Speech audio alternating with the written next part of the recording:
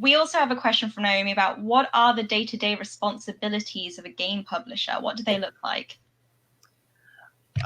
So the honest answer for me, as a very small game publisher, is that there's not really such a thing as a day-to-day responsibility, because I don't work on this project on a day-to-day basis, and the work that takes place on a day-to-day basis would vary enormously depending on what stage of the process that you're currently on. So obviously, if I think keeping an eye on the marketing is pretty much a constant. But aside from that, it would really depend on the stage that you are currently in.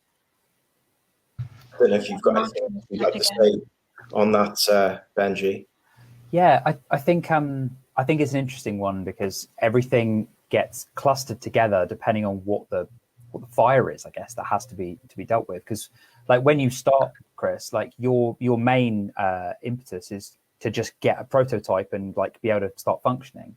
You need to sort of gather all the things together. So you do get these gluts. I think they talk a lot in the video game industry about the idea of crunch and the idea of having work really bunched in.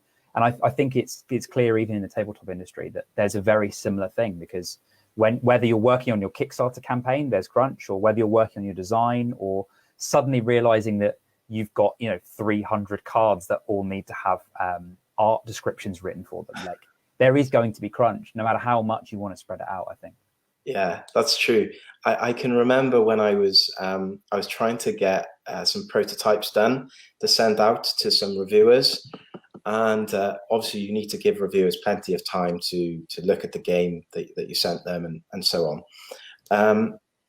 And I was basically I did most of it myself. So I had tons of cans of glue, spray glue, mounting spray. Our kitchen was it was an abomination. It looked like a bomb site for a good few weeks there. Yeah, just trying to manage everything, so it really, when I look back, there's different stages. It's amazing how varied the kind of day-to-day stuff is. Just to give you another example, like when I was at the stage of looking for artwork, every day I would be scouring art websites looking for artists, getting in touch with artists, hopefully responding to their responses, all that kind of stuff. So it's really, really varied, and that's part of what makes it such an interesting journey, I think.